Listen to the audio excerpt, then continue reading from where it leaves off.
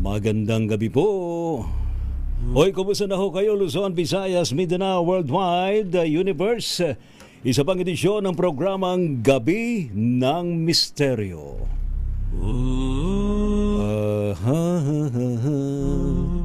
Meron tayong mga panauhin ngayon, mukhang lumalawak ng eksplorasyon ng ating mga ghost hunter. Ano po? Ba hindi lang nakatutok sa mga elemento, mga engkanto, mga multo.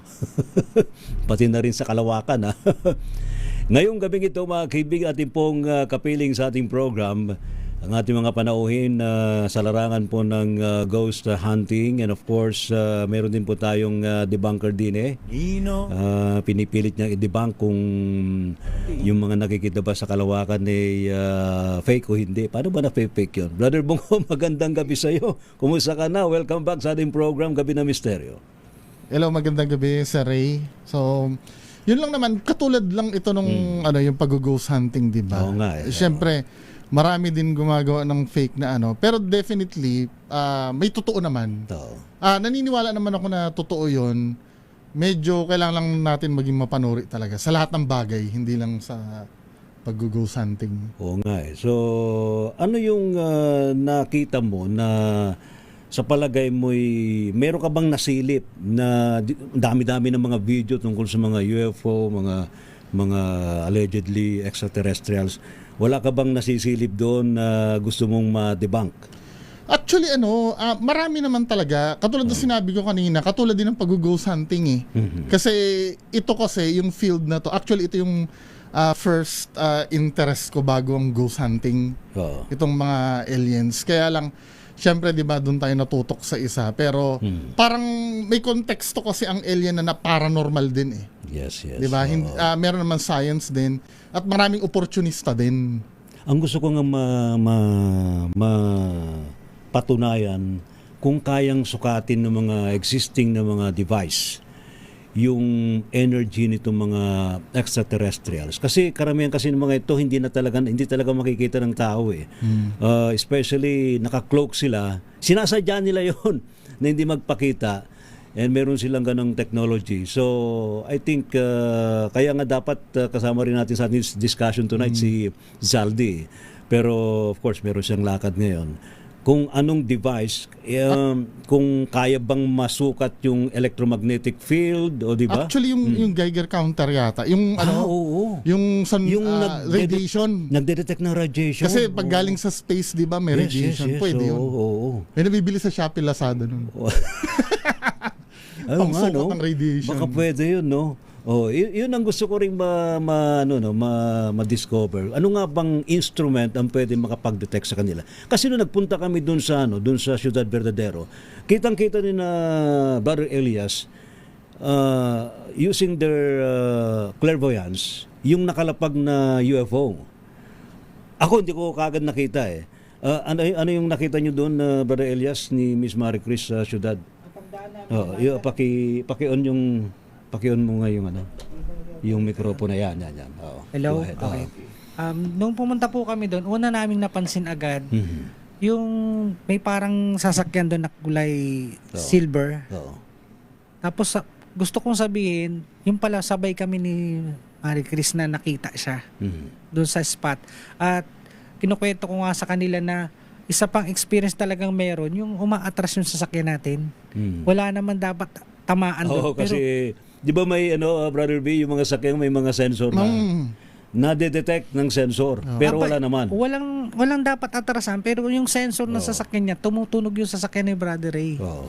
Ibig sabihin, merong tatamaan doon.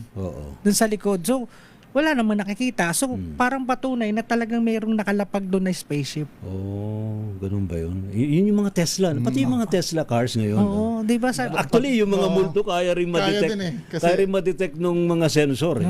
Ginagamit din kasi ng electromagnetic field din So, di ba, doon patunay, yung spot na yun, palikuta, paano tayo, mag-aaberya tayo, paikot. Tumunog siya, tit. Iniisip ko naman, baka naman damo lang. Hindi. Pero imposible. Hindi naman makaka-emit ng radiation or damo. So doon na-confirm na meron doon sa spot na yun. Talaga. Na talagang meron. Tapos yun pa, may nakatayo doon, dalawang nag-grayish na malaki ang mata Na na mga alien. alien na payat. Oo. Tapos sabi ko, nakala ko ako lang. Eh, sakto, sabi ni Marie Chris, nakita din niya. Oo. Tapos, di ba, na pinipil mong tapos, sinubukan namin ganunin ng palad. Na-feel nyo. May energy siya. Oo. Tapos sabi ko nga, i-feel mo yung mismong sasakyan, spot. Tina-challenge ko nga magpakita wala, ayaw eh. Ang ganda ng hindi sila umalis, talagang nagpakita talaga sila. Iyon ang gustong makita ni Brother B, saka ni Ma'am L, saka ni Mr. Waray. Yung talagang kitang-kita ng mga mata. Yung time na yun, wala kami dalang EMF. Ang gamit ko yung dowsing rod lang. Sa dowsing rod, pumalo rin. No? Doon din sa spot na yun. Napatunayan na ni Brother po ngayon yung Sa dowsing rod. kagalingan ng dowsing rod. Kasi kay Ed Caluwag, no? Oo.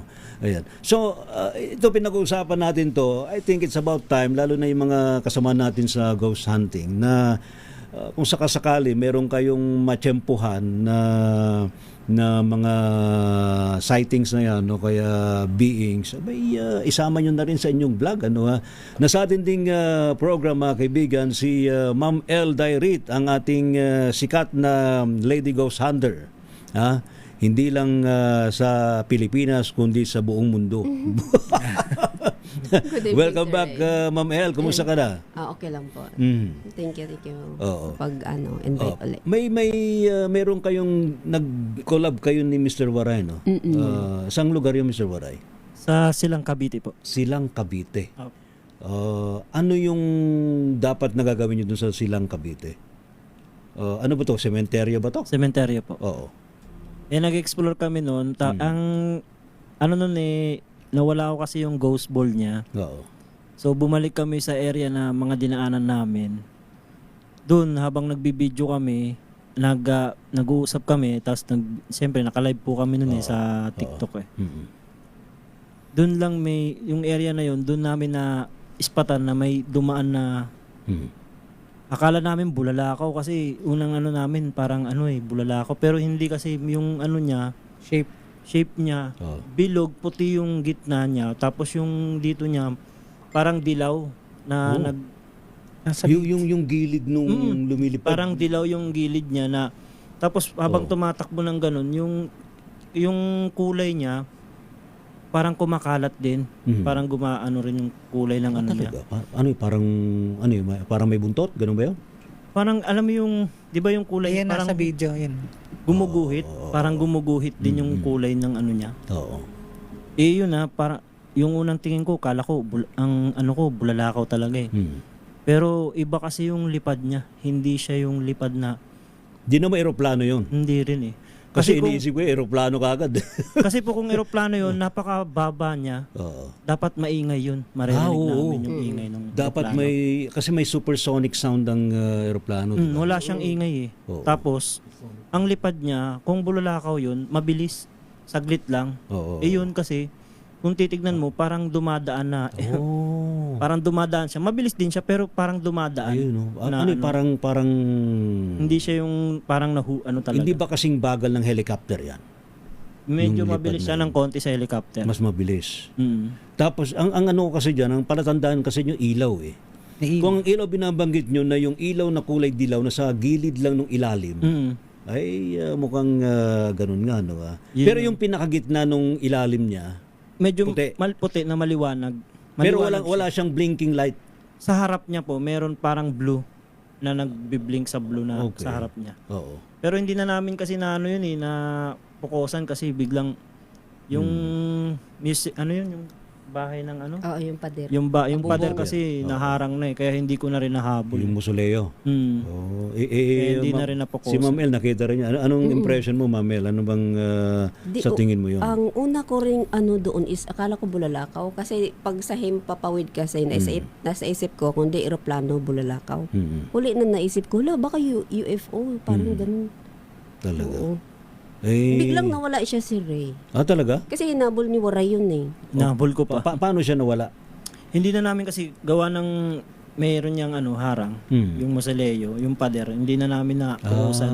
Talagang lumagpas So, na. hinabol ko pa para baka mano pa dun sa kabila. Pero wala na, hindi ko na nahabol. Sige nga, panoorin nga natin tong encounter nyo doon, RHTV. Pakinggan, please. Pakinggan nga natin yan. Eh, yun yung sinabi ko, tinamong puno. Ang gaganda ng mga bunga. Ano ba? Ewan ko, di ba yung nakaraang live ko? Puyo.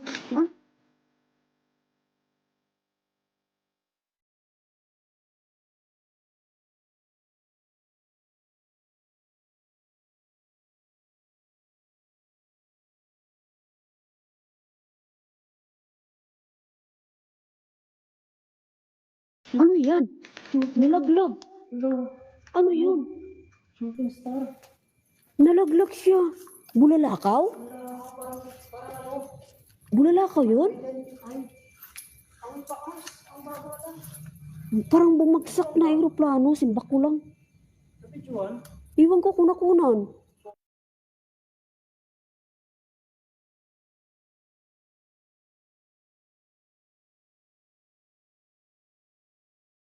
Pero mababa yan, sir. Mababa lang yan. Hindi siya yung, Mga kasi ilang- kung langit ilang- yan, oo. kung hindi mo maikta, Kasing taas parang lang ng tuldok yan. malapit lang sa bubong ng bahay. Yung alam niyo yung Sir Sibayan, yung eroplano, di ba? Oo. Minsan mababa. Pero Oh, siya malaki nga ang lang. lipad kasi ng Pagka- eroplano, mayroong, I don't know kung mayroong malapit na airport dyan sa silang. O kasi normally, yung mga eroplano pag gusto mag-land dito sa airport, mababa ng lipad yan sa area ng Cavite eh. Pero ang magiging basehan natin dyan, yung tunog. Wala talaga. Kung walang tunog, something mysterious. Ayan, yun, no? Pero yung lipad niya, unusual eh. Normally, ang eroplano, di ba pag bumaba, palanding na babungo, no? Straight siya. Straight yun eh. Minimaintain niya yung direction niya eh. Ito hindi eh. Parang erratic yung kanyang direction, ha? Saka pa-oblong siya, hindi siya pahaba. Oo, paoblong. Oblong. Oo. Sa tingin mo, Brother B? ang maganda kasi kanina ini-interview ko si Ma'am L kanina Oo. kung gaano kataas. Number one, hindi siya peke. Kasi nag-ghost hunting yung dalawa eh. Hindi naman yun ang Hindi naman yun ang goal nila eh. Hindi naman yung target eh. di Oo, ba? biglang na-capture nila yon. Oo. Pangalawa, parehas silang mangha kung ano yung nakita nila. Kasi pag scripted usually, nakita nila yon surprise, tapos magda-die down eventually. Kasi hanggang parang pinag-uusapan pa rin nila eh. Tsaka imposible Ibig na drone yun, no? Ayun, isa pa, nung tinanong ko Tinanong mo rin ba mababaw, iniisip kong drone, pero maririnig mo yung zzzz, Yes, yung yes, ganon. exactly. Kahit na Kung medyo ganun kababaw. Ikaw may nagdo-drone ka rin ba? Hindi, Pero may mga kasama ka nagdo-drone eh. oo. Kahit na medyo mataas na yun, maririnig mo pa rin yun eh. Di ba? Yung sa tama kayo sa Sibayan doon sa sound. Yun nga Yun ang pinaka-compelling doon yung sa sound. Oo. Now, yung kung ano man yun, kasi titingnan mo, kung ganun ibon, hindi naman nag-iilaw ang ibon. Wala. Alitap-tap, masyado naman maliwanag sa alitap-tap. Di ba? Yun yung tinatawag na, actually, Imposible naman na kwago yun. pinalitan na yung name na UFO ngayon eh. UAP na, di ba? UAP, Unidentified Aerial, anomalous. aerial Aerial dati. phenomena, oo. Ngayon, yun nga, aerial phenomena. Mhm. Dahil pwedeng sa langit, sa dagat, Yes. sa space. Oo. Kaya yun ang isa sa mga mystery. Ngayon, kung ididibang ko yan, kailangan mahaba pa at magtitingin ka pa ibang reference pa. Hindi sa Totoo isang yan, tingin. oo. So, para sa iyo, this is a legit Mga 90% siguro. or sighting. 80. Pero we cannot say na it is an alien ship. Something mysterious. Yun. Yun, UAP talaga, legit na UAP, yes. So, ayan ha. Kayo rin, tingala din kayo ha, lalo na yung mga nag-explore sa mga probinsya, lalo na especially kapag alam ninyo. May mga UFO bases kasi rito na sinasabi. According to, I don't know if you know Sir Roy Alvarez. Yung Artista? famous, yes, Artista, nasa kabilang buhay na siya, the famous ufologist sa Pilipinas. na mayroon siyang mga na-identify dito ng mga UFO bases sa Pilipinas. Kasama na rito yung tinasabing highway ng mga UFO din sa Zambales. And also, sinasabi meron din daw UFO bases sa Quezon Province, sa Northern Luzon, and dito sa may Central Luzon. I don't know kung may mga sightings pa rin na nare-record na hindi lang inilalabas. Alright. Ngayon, siguro pakinggan natin tong interview ko dun sa isang batang-batang astronomer na meet ko sometime dito sa Cabañeros Boulevard kasi tumitingin sila ng buwan. Incidentally, natanong ko sa kanya kung meron siyang experience about UFO or alien. Sabi niya, meron po akong na-capture pero hindi ko lang nadala, sabi niya, yung kanyang, I don't know kung na-video ba niya pero meron talaga daw siyang nakita using his telescope. Ito, pakinggan natin yung ating interview dito kay RJ ng Astro Manileños. Go ahead, RHTV. Gabi ng misteryo. Si RJ, meron ka na bang extraterrestrial encounter? Pero po, gamit yung telescope ko rin po. Anong nangyari? Yung 2023. Sandali yung aking mic nasa akin lang. Ilalabas ko yung mic. Yun! Noong 2023, ano nangyari? Ano po, May 2023, nagko-conduct po ako ng moon viewing sa barangay lang po namin. Tapos, tawag dito, mayroon po ako napansin dun sa vicinity po ng moon na may lumulutang. Pero, may may sinusundan siyang direction sa vicinity ng moon. Tapos nung chinek ko po yung tracker, akala ko po may star sa tabi o kaya may planet na magbabypass. Pero wala po sa tracker. Tapos nung pinansin ko siya, same siya ng illumination ng moon, meaning nandun siya mismo sa itaas ng moon po. So kumbaga parang nagpo-float siya doon o kaya parang nagmo-monitor. Anong shape ng object? Para siyang oblate, para siyang oblong, ganun po. Oblong.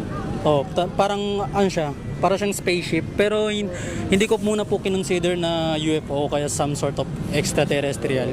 Kasi baka yung tracker ko po, baka may mali. Pero using the telescope na? Yes po. May may kuha po ako nun. Oh. Ko po yun, kinabukasan po, nilapit ko po sa kilala kong prof sa San Beda. Hindi ko na po papangalanan, confidential. Wag na. It's okay. Nilapit ko po doon, tapos ang sabi niya po, baka ko lang daw po, baka may dumi lang yung lens ko. Okay. Pero malinis po yung lens ko po noon. Tapos nung pina-check ko rin po sa iba, sabi naman, hindi naman siya edited, hindi ko naman trip kasi hindi po ganun tao eh. Kasi may post ako sa page may page ako. So kailangan authentic ang pinopost. Ano yung page mo mismo? Astro Manileños. Astro Manila News. Manileños. Manileños. Opo. Astro Manileños. Opo. Okay. Saan Opo. natutuon yun? Hindi ko po siya pinost kasi baka po matabunan ng mga critics. Yeah. Oo, baka sabihin, for clout lang eh. Since yung page ko po, hindi siya ganun kasikat eh. Mababa lang, mababa. Ganun. Kaya hindi ko siya pinost kasi hindi dahil sa gusto kong magpasikat, kundi gusto ko na lang i-keep sa sarili ko. Tama. Kasi baka may maniniwala man sa akin pero mas maraming hindi. Kasi wala akong pinaka-heavy na proof na extraterrestrial yun.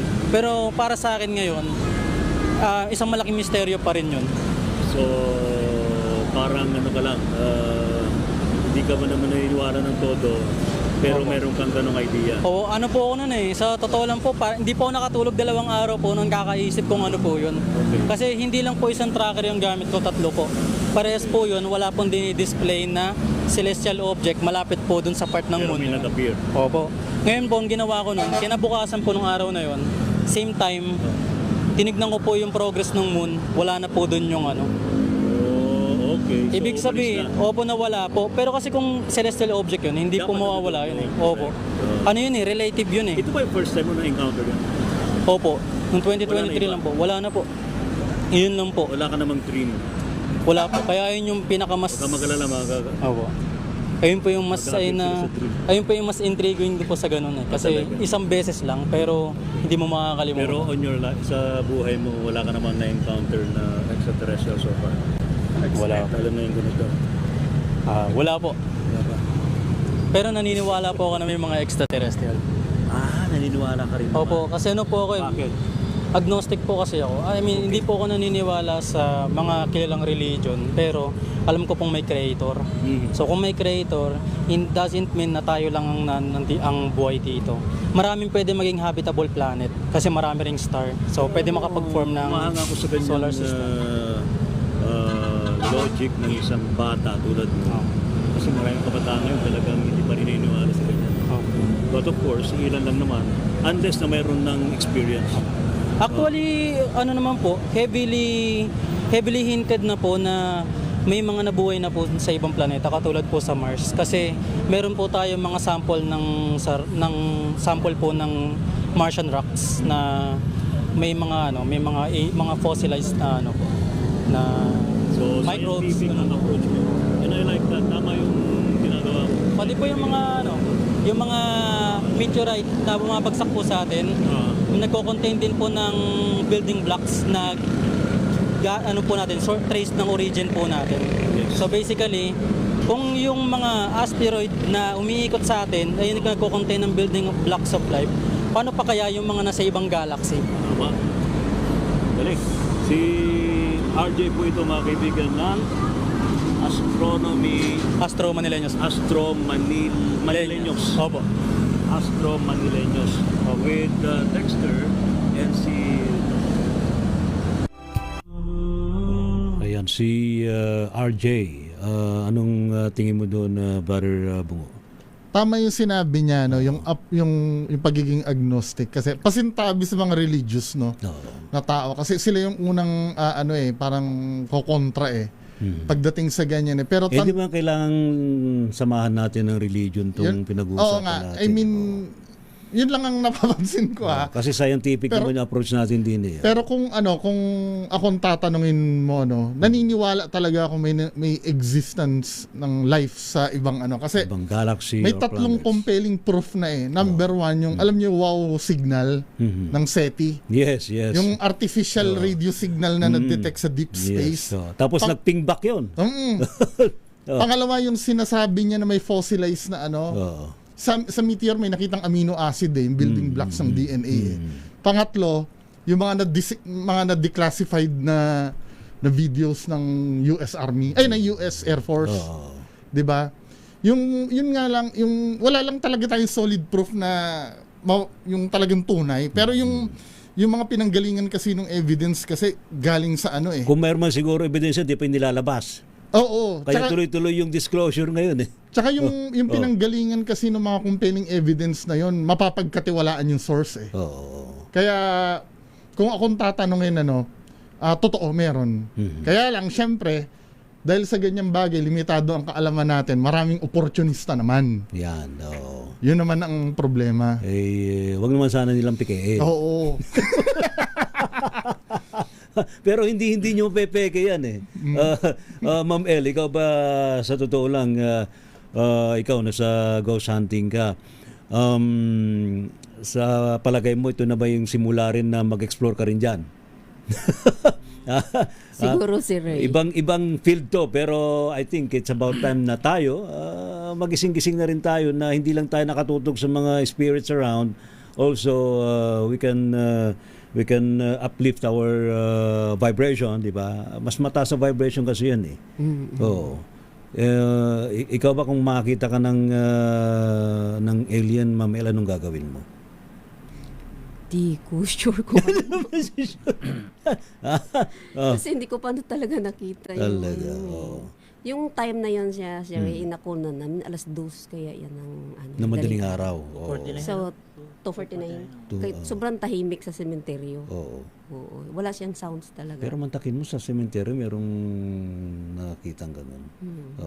Pero sa mga nag-explore ng ganyan, mas maganda talaga yung pitch black yung nasa paligid mo Yung walang ibang mga ilaw. Kasi kung talaga may makita ka, legit. Na meron ka talaga mahagip, walang pati yung ilaw ng poste, dapat wala yun. Wala. Kaya nga napansin namin agad 'di ba madilim? Napansin namin agad dalawa. Dito dapat kami dalawa, dito kami sa baba kasi hinanap namin yung ghost ball. Nakita namin doon talaga. Kaya nga sir, di ba may sinasabi sila, tinatanong, bakit ang mga ghost hunter laging sa gabi nag-ghost hunting? Hindi lang dahil nakakatakot kasi minimal kasi yung contaminants pag sa gabi. Tahimik, walang ilaw. Yun ang pinakamagandang kondisyon ng... Saka ano raw yan, yun talaga yung time na yin energy kasi yan eh. Hindi malakas yung mga enerhiya sa paligid. Alright, meron tayong mga nakatutok sa ating program tonight. From Joseph Bandolf Cabrera. Sabi niya, our sun is but one of billions in our galaxy, and the galaxy itself is but one of countless galaxies spread throughout the universe. Yan. Kayo nang balang mintindi sa sinasabi niya. No? Of course, ang ating solar system ay ano lang yan, alikabok sa buong kalawakan, di ba? Ibig sabihin meron talagang mga beings sa ibang lugar Si Dersan sabi niya ano ba yung sabi ni Dersan? Alright, tingnan ko lang yung ayan. Sabi niya, yung ibang ganyan, parang yung sa Chinese, yung may apoy sa loob, parang parachute na, hindi. Lantern? Yung lantern, imposible yun. Yung lantern, paakyat pataas Kung malipad man ng hangin, kitang-kita mo na lantern yun. At may apoy sa gitna. Oo. Pero sabi ni Dersander, napagkamalan din daw niyang UFO nung nasa Lopez, Quezon siya. From Unica, Ihako. Good evening po, Sir Ray. Ayan, from San Jose del Monte, Bulacan. Si Miss Marquez ng Voiceless Whispers, magandang gabi po sa inyo. Michelle Gamboan, Ria Soto, maging si Lavin Chi. Shout out, El Dairit. From moderator mo pala to, Ma'am El. Nakatutok sila ngayon Christian Zeta, ayan. And of course, sa ating pong YouTube ay nandyan din si Rogue Realities, katakot lang if Black Forest, kawawa yung mga intelligent life na madidiscover. Another one from Full Sea, shout out. Ang dami palang tagahangan ni Ma'am El. Ikaw ba, Brother Elias? Ano naman ang masasabi mo dun sa mga nagpapakita ngayon? Ito ba, sa palagay mo ba, as a psychic, sa palagay mo ba magiging mas palagi na sila magpapakita? Actually, sisimula na talaga siya. Kahit tingnan natin sa astrology, ganun talaga. Marami pang mga experiences na makikita natin sila unti-unti. Ngayon, tingnan mo, katulad niyan, malapit. Di ba, mas malapit mo siyang nakita.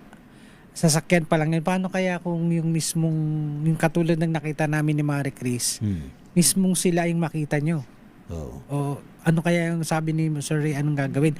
Pero ako sa akin, kung nagpapakitang ganun, sinasabi nila na... Hindi ka ba sasakay? Nandito kami. Parang ganun. Hindi ka ba sasakay?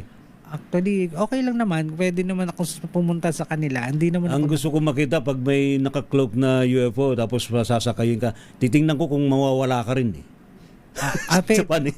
Kung mawawala ka rin sa paningin ko, papasakay ka na yun kasi yung di ba parang... Kasi cloak naka-cloak invisible yung mga ship nila So kung pasasakayin ka, paghakbang mo pa lang doon, ilaw lang siya. Sigurado mawawala ka. Ilaw, tas mawawala ka na.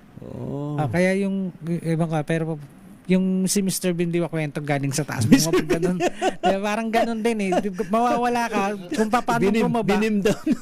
Parang bumaba ka, ganun din siya pag aakyat ka. Mawawala ka rin sa paningin niya. Pero sa akin, classic Mr. Bean. Kasi yun yung... alam namin ni Brother Bean. Hindi ko na naabutan yun. Kaya binim up saka binim down sila.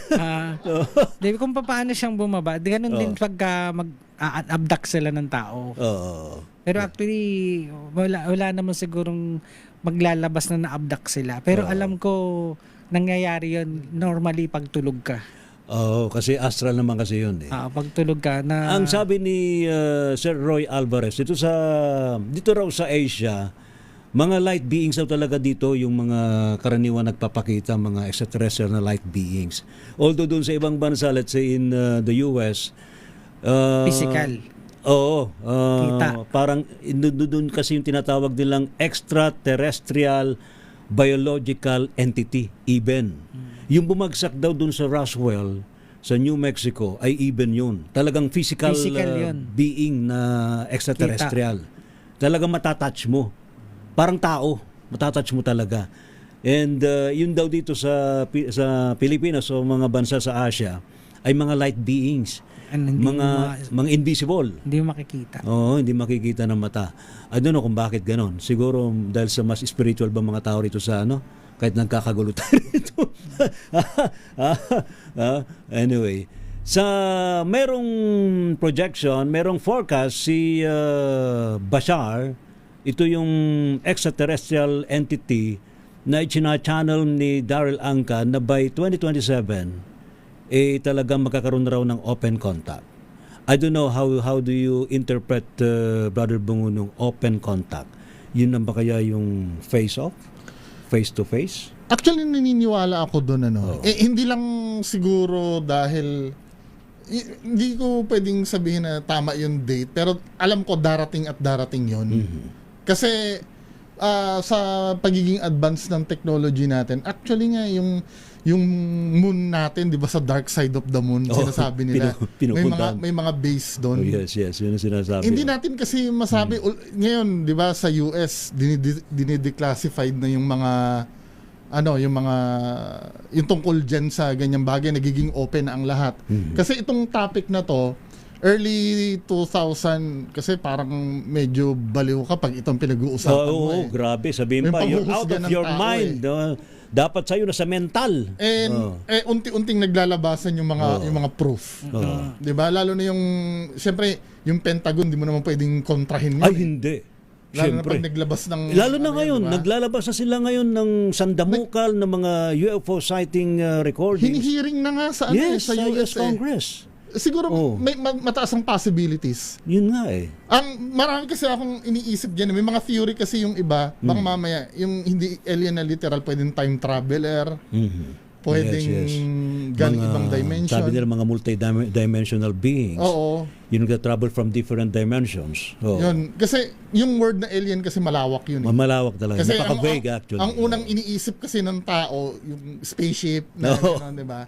Pero Totoo yun. maraming yun. Naniniwala ako doon na malapit na talaga. Kasi may mga binabanggit din yung ibang mga, let's say siguro, we can dig up yung ancient civilizations natin. Isa pa yun. Sa Egypt, di ba? Yung mga sinasabing mga nagtayo raw ng mga pyramids.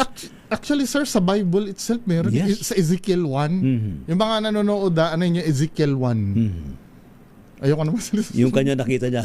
Yung nakita ni Ezekiel. Yung prophet Ezekiel na metal-like na ng interpretasyon yung maraming mukha, di ba? Yung pala, yun eh. Interpretasyon ng iba, ito pala ay talagang ship. Kasi magkakaiba yung mukha nung... Pati nga yung buhay ni Jonah na yes. inano daw ng big fish. Kasi yung paglalarawan kasi ng big fish doon, parang yung nagsusulat kasi noon, yun lang ang abot ng kaalaman niya eh. Tama. Parang taga-bundok, di ba? Pag nakita ng eroplano, sasabihin nila bakal na ibon. Ibon. Di ba, na malaki. Siyempre, idodrawing niya yun na ibon, pero bakal. Pero just imagine, nabuhay si Jonah sa ilalim sa belly ng 3 days. Sabi Hindi siya ng na-digest malaking isda. Tsaka may account na ang ribs daw bronze. Ayoko na magpatuloy lang. Nagbabasa ka pala ng... Hindi kasi, Actually, scientific naman. May mga nagsasabi na yun daw Bible talaga daw. Punong-puno raw yan ng explanation about alien beings and extraterrestrials. I love you mga religious Kaya lang, yun daw taga-Vatican na nagsabi nito ay pinatalsik sa Vatican. Hindi, yung Book of Enoch, di ba? Flesh and blood yung mga angels from the sky. Ayan. Diba? Si Brother Elias makakapagpaliwanag dyan eh. Ano man sabi mo doon?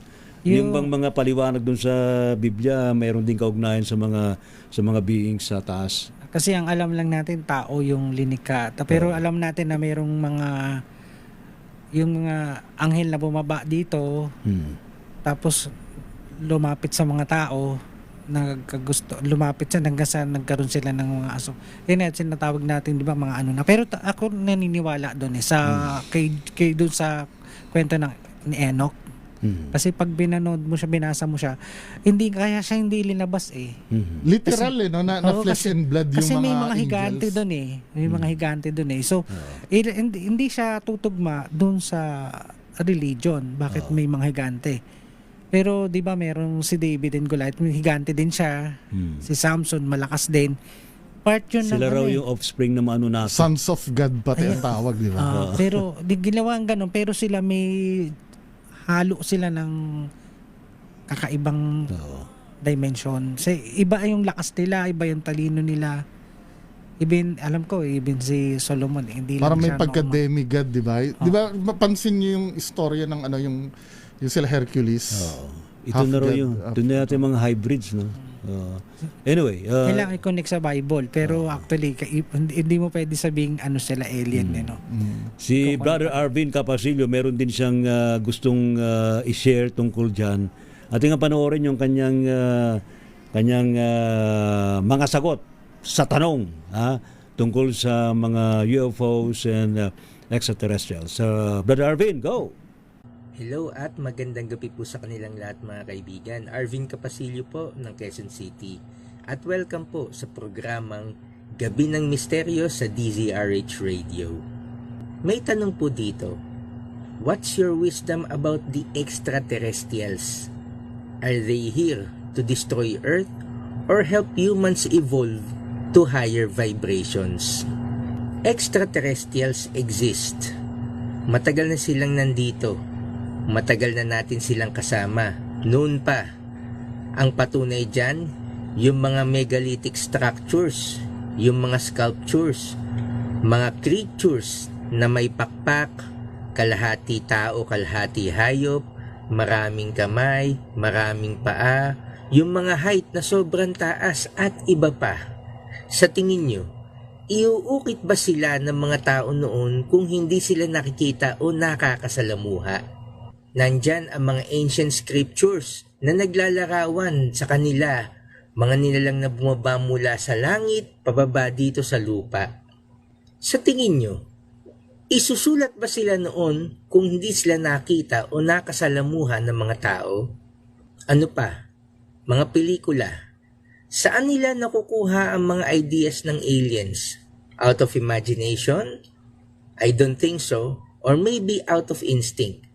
Dahil hindi papasok sa isip mo yan ng basta-basta lang. Meron dahilan, meron pinagmulan yan. At ang huli, mga taong nakakakita o nakakarinig ng mga extraterrestrials. Ito yung mga taong well-developed ang third eye or what we call clairvoyant. Basta tandaan po natin, hindi nila kukwento ang mga tungkol sa extraterrestrials, aliens, kung hindi nila ito nakikita o napapanaginipan. Nagpupunta sila dito sa mundo natin hindi upang tayo ay sakupin at gawing mga alipin ang mga tao o sirain ang ating daigdig. Sila ay nagpupunta dito upang itaas ang ating mga kamalayan. Gusto nila maging open-minded tayo na nariyan sila at maging normal sa atin ang kanilang existence. May number one question dito. Have you seen an alien or ETs in wakeful state or in sleep dream-like state? My answer is yes, nakakita na ako ng alien not in a wakeful state but in a dream-like state. They do not exist here in our physical plane because if they do, marami na makakakita sa kanila. Marami na silang makakasalamuha. They exist in the astral plane. At para makita mo sila, dapat clairvoyant ka or well-developed ang third eye mo. Or sa panaginip kasi when you are dreaming, your spirit is in the astral plane. And there is a tendency that you are going to meet them. Number 2, did you experience alien abduction? Astral travel meeting with aliens? Yes! I experienced an alien abduction. Again, sa panaginip. Isang gabi, habang tulog ako at patay ang ilaw, nakita ko sarili ko, umaangat. Nakadapa ako nun. May humihila sa likuran ko. Pag-angat ko sa level ng kisame ng bahay, bigla akong nagising. Ang sakit ng likuran ng katawan ko. Ang hapdi. Then, biglang nagising ang asawa ko at sinabi niyang may narinig daw siyang tunog ng traktora o kuliglig sa labas ng bintana ng kwarto. Paano mangyayari yun? Ang kwarto namin nasa likuran ng bahay. Hindi naman kasya ang sasakyan dun. So sabi ko, isang UFO yun na gustong kunin ako. Pero meron pa akong ikalawang panaginip na kung saan pinatuloy ako sa kanilang sasakyan na kung tawagin natin ay UFO. Pagpasok ko sa loob, sobrang liwanag. Hanggang sa may isang nilalang na lumapit sa akin. Doon bigla akong nagising dahil sa takot. Ibang-ibang itsura niya. Hindi karaniwan tao. Kumbaga dahil sa takot, bumalik ang spirito ko sa katawan ko. Question number 3. Will you be afraid if you ever see them? What will you do? Kapag ako nakakita ng extraterrestrials or aliens, hindi ako matatakot. Bagkus matutuwa pa ako dahil marami akong tanong sa kanila tulad ng mga high-end technology or advanced human development or healing of the diseases. Baka naman pwedeng i-share nila sa atin yung knowledge and skill nila tungkol dyan. Or mga tanong tulad ng Atlantis, Lemuria, Area 51, o yung lugar daw dyan sa isang probinsya sa Bisaya na kung tawagin ay Biringan. Baka alam nila ang sagot tungkol dyan. O baka nandyan sila at ginagawa nilang base yung lugar na yan. Number 4 question. Do you believe these ETs or aliens helped ancient Earth civilization in building colossal structures like pyramids, Stonehenge, and other giant stone artifacts around the world? Yes, I believe so.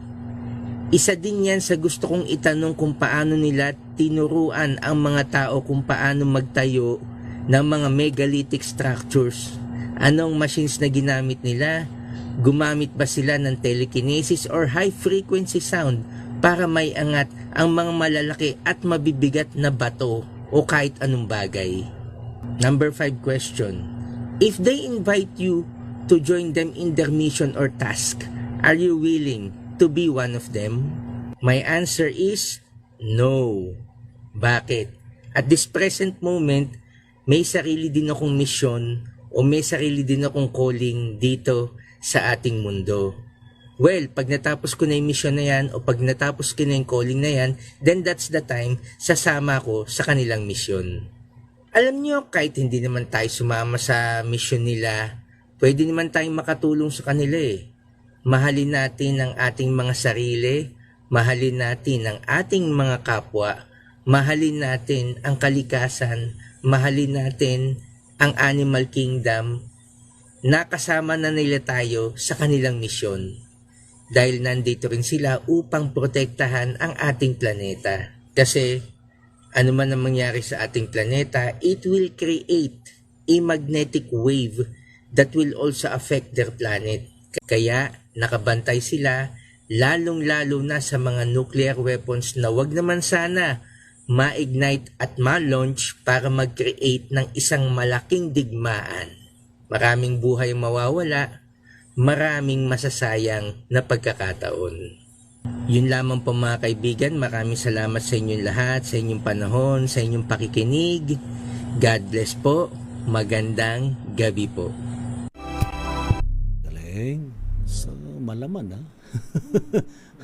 Parang maganda yung mga sagot ni Brother Arvin sa mga katanungan. So, ngayon, abangan natin mga susunod pang kabanata, Brother Bungo, ano ha? Tayo man nakantabay dito naman sa Pilipinas.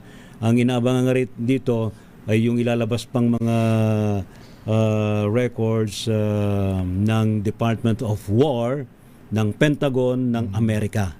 Ayan. Yung disclosure ika nga. Dito kaya lang sa Pilipinas, I think meron din tayong UFO team dito, yung Pag-asa, merong Yung nag-investigate sa Ormoc. Oo, may branch yan sa Pag-asa. Kaya lang sabi nila wala pa daw ganung talagang positive na proof na na nag-exist sila. Pero kung pupuntahan mo yung lugar na nakakita ng mga, kasi bata pa sila doon sa may Ormoc. Compelling yung evidence Oo. nun, sir. Tapos hindi nagbago yung kanilang salaysay noon hanggang sa ngayon. Kahit pag hiwa-hiwalayin mo yung mga bata, Oo. isa yung kwento. So ibig sabihin talagang meron silang nakita na may lumapag doon at merong lumabas na mga alien beings doon sa isang ship. Alright, so sa ating mga kababayan, kayo ho, iniiwan ko po sa inyo itong ganitong mensahe sa inyong lahat. Abay siguro naman maging open-minded tayo and subukin natin lagi tayong tumingala sa taas, sa papawirin, sa kalangitan, and we can appreciate yung kagandahan din ng ating kalawakan. Then at the same time, we can also acknowledge yung presensya nitong mga galactic beings. Ngayon, kung tatanungin nyo ko, ano ba ang makikita natin pag tayo tumingala at masasabi natin na marahil sila nga yung mga nagpapakitang yan. Recently, ang nakikita ko, ito teorya ko lang naman yung magkakaibang kulay na liwanag sa taas.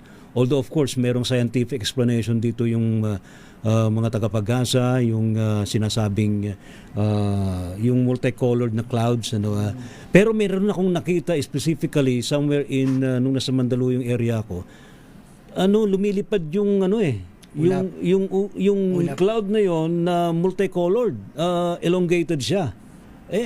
Parang unusual yata yun, hindi? Di ba? Iba naman yung sabi nila sun halo, yan. Alright. Iba naman merong nagpapakita na itsurang spaceship, pero ano rin yan. Pwede ring i-debunk yan na ano ba yung tawag doon, Brother B? Yung parang lenticular clouds. Yan. Lenticular clouds. Anyway, so Brother Elias, ano ang iyong may iwang mensahe tungkol sa ating pinag-usapan ngayong gabing ito? Okay. Para sa lahat po, siguro hindi lang tayo nabubuhay. Tandaan natin, hindi lang tama yung sabi ni Brother Bungo at ni Brother Arvin na hindi yung mga ginawa na hindi alam natin hindi taong gumawa. Katulad ng mga pyramid, yan, Yun, mga evidence ganyan. yun 'Di ba? Hindi magagawa 'yan ng compelling ng evidence tao lang. yun. Tapos yung mga Stone Age, yung mga ganyan, tsaka yung mga naka-drawing dun sa Egypt na mga hieroglyphs. yung mga pictures ng mga may pakpak. Hindi noon pa yun. So dapat ibukas natin yung ating kamalayan. Tingnan natin, mag-search tayo, mag-aral tayo. Doon natin makikita na hindi lang talaga tayo ang nabubuhay. Hanggang ngayon kasama natin sila. Naniniwala ako ron. Okay. Salamat. Brother Elias, saan ka pwede matungayan sa iyong mga tagahanga? Sa akin na lang pong FB, Elias Pascasio. Sa akin pong page, healing at healing doon po sa aking page. Hindi ko masyado matandaan kasi bihira ko naman po siyang binubuksan. So normally doon na lang po sa aking YouTube, Elias Psychic TV at saka sa aking FB. Ayan. Si Ma'am El Dairit, saan ba ang susunod na misyon ng iyong grupo? Kasama si na Mr. Waray and other ghost hunters. Hindi ko pa sure kung saan kami dalawa. Pero sa La Union kasi. La Union! Invited ako. Shout out pala. La Union! Sa Shout out Dinodia, pala La kina Union. Aya. Aya Gustli Hour at saka sa sister niya si The Excess. Talaga. Manila Horror. Shout out. Napunta nyo na ba yung tunnel doon? Yun no. Centennial Gusto ko. Tunnel. Hindi po. Si Brother Biata gusto rin pumunta doon. Oo, pag may pagkakataon. Centennial Tunnel. Open pa ba yun? Ganun. Open ba yun? Open siya si Ray. Okay? Niyaya nga nila ako doon. Ano bang mayroon daw doon? Yun lang ang hindi na Ano to, prelude na to dun sa susunod na topic natin next week tungkol sa ghost hunting. Oo. So ano ba yung gustong-gusto niyo makita sa ghost hunting? Yan. Ghost. Multo. Ghost lang? Bulto. Yun lang? Lahat. White lady, black lady, blue Yeah, lady. Pero ngayon, sa Red ngayon si lady. Ray, Oh. sa ngayon, parang gusto ko na rin tumingala eh. Ay, samahan nyo. samahan. Samahan nyo naman yun. Factory. Oo, di ba pumunta tayo sa Nakatutok ka sa factory? langit. Oo, nakatutok na ako dun sa langit. Kapag may feeling kayo na kailangan yung tumingala kayo. Baka meron kayong mahagip. Ayan. Nakita ko rin doon sa factory yung iba-iba kulay. Ano Oo. yun siya? Yung nag-steady siya pero iba-iba kulay niya. Bituin lang ba yun? Factory? Doon pumunta kami nung gabi. Nag-stay. Oh, Baka nag-stay naman kami ano doon. lang, baka Star. Star lang. Di ba Star yun? Kasi pwede rin mapagkamalan yan eh. Yung mga lights sa taas, pwede ring Star or Planet. Nakatitig nga ako eh. Gisum ko sa yung ano. Oo. camera. Space Ang ganda Station, niya. Yan, yung ISS. Yung ISS kasi dumadaan din yan eh. International Space Nakita ko Station. na yun kung paano dumadaan dito, parang ano lang siya, para din siyang star. Kung dumadaan yung ISS natin, International Space Station. Alright. Meron Iba din naman dalawang yung mga ilaw. satellite, no? Yung mga satellite na papalutang-lutang din. Oo. No? Ayan. So saan ka pwedeng matungayan na Ma'am El Direct? Ayan, so sa YouTube, El Direct Ghost Hunter po. Yun. At saka sa TikTok. Walang puknat, Walang pokna. walang pagod sa Yes. pag-explore. Ano, ayan. Doon lang kayo, no? Commute pa. Naga-commute lang. Talaga. Next time siguro naka-Tesla. Si Brother Beato masusunod naka-Tesla na yan. Mr. Waray, saan ka pwede matungayan sa iyong mga vlogs? Sa YouTube po at saka sa TikTok po. Mhm. Mr. Waray 1968, yun lang po yung pangalan ko. Bakit 1968? Sa ano po yun? Sa fraternity number po. yun. Okay. Akala ko pinanganak ka nga nung 1968. Ano ako, 86. Okay. Ako 1968 eh. Nagka-booking. Ayan. Salamat, Mr. Waray. Brother B, ano ang exciting na matutunghayan ng ating mga kababayan? May sa bago iyong- akong channel. Uy! Bungo Mystery Inc. Hiniwalay ko na yung paranormal. Talaga? Yung Ghost Hunting. Yung kabila ay tungkol Oo. naman sa mga controversial. Oh. No. Tsaka Talaga. kay Norman Mangusin. Joke lang. Shoutout Alex Pabella. Talaga di mo tinatantanan si Norman. Hanggang ngayon. Nami-miss ko na eh. Pero yun lang pagdating sa usapin na ganito, kailangan talaga open lahat ng isip natin. Tama, maging open-minded. Kasi sometimes magsasalita ka pa lang, pipigilan ka na, ay masama yan. Oo. Pero maganda kasi pakinggan nyo din naman. Yun lang. Ayan. Pakinggan lang, maging open-minded. Wala naman siguro masama na... Hindi naman ka i-convert. I-observe lang natin yung mga ideas, yung mga information, pero malay mo natin na makatulong sa atin. So, ano yung ulit channel mo, Brother B? Bungo Mystery Inc. Bungo Mystery Inc. INC. Tapos yung isa, Bungo TV. Ayun, so niretain mo yung isa. Oo. Alright, okay. Salamat to. Okay. Thank you. Salamat sa ating mga nakatutok po sa ating Gabi na Misteryo. Next week, abangan po ninyo. Abay, nandito rin yung taga San Pedro Ghost Hunter, sina Sir Paul and si Ma'am Tricia. Ayan, ha. And of course, yung mga taga Tarlac, ha. Darating din dito si Boss Lac, ano, ha. And sino ba yung mga kasama natin next week, Mamel?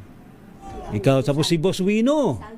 Yun, si Saldi. Yan, darating din si Saldi ng Ghost Tech. Magpapakita ulit siya ng mga device na kanyang ginawa. Actually, ang mamahal naman kasi ng mga paranormal equipment. Oo, mahal talaga. Mantakimis, ang nakita ko na worth 20,000. Sir, may SLS camera na. Mayroon ka ng SLS? Yung legit, 35,000. Wow. Iba na talaga. Ay, oo. Ano ko pala si Ray. Sven, thank you so much for the Si Sven, SLS. Yes. ng German. He's the one who gave it to me. So, he's a German ghost hunter, right? Shout out pala sa mga moderators ko, si Ray. So, nasa ngayon si Nag-watching Sven? sila. Pauwi na bukas. Madaling araw. Abay, Germany. Ano bang sa kanila ang greetings? Guten Tag? Kapag morning, Guten Morgen. Yan. Salamat po sa mga tumutok po. Thank you so much sa ating mga nakagapay. Sina Ders and Der, si Adrian Enriquez, si Ria Soto, Voiceless Whispers, Tristan Gulay, Criselda Virame, maging si Joseph Cabrera, and Unica Iha Ko, and of course si Rug Realities, at marami pang iba. Ano pa rin pong lingkod mga kaibigan, si Ray Sibayan. Maraming salamat po at magandang gabi po sa ating lahat. Pilipinas ang oras, 11:09 ng gabi.